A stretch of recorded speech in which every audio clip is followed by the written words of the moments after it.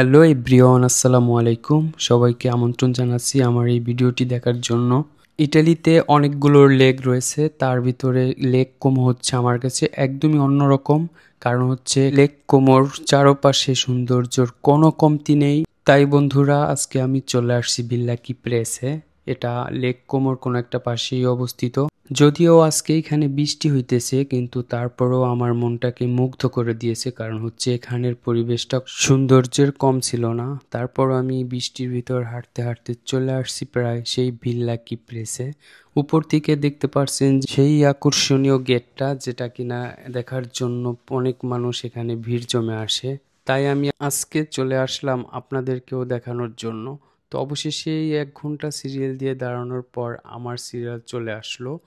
তাই আমি উঠে পড়ে লাগলাম ভিডিও করার জন্য। তো বন্ধুরা দেখেন, এই গেটটা লাগোর পাশেই।